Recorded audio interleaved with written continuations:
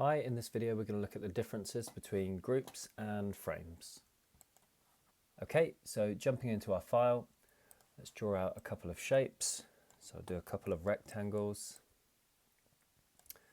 And as you can see in the layers panel on the left, it's put rectangle 2 and 3 next to each other here.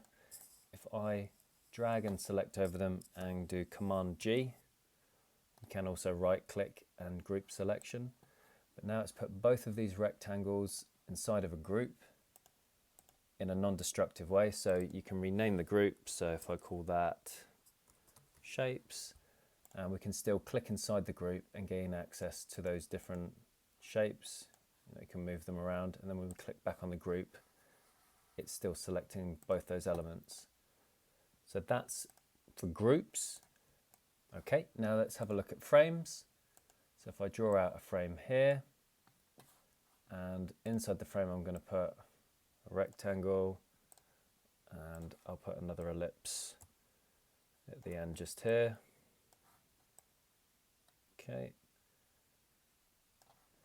So the difference with a frame is you've got these things on the right hand side that are called constraints. So we can now use these constraints for this shape inside the frame. Okay, so if I click on the rectangle within this frame, we can see it set to the left and let's say the center. And now if I click on the ellipse, I'm going to apply a constraint of keep it on the right and in the center. So now if I zoom out slightly, if I select the frame, and when I start to pull out the frame, as you can see, both of those shapes are sticking to the constraints that we've given them. So the rectangle staying to the left and center, and the ellipse staying to the right and to the center.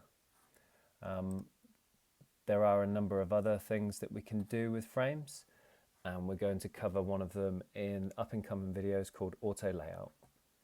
Well, hopefully that gives you an insight into some of the differences between groups and frames, and I'll see you in the next video.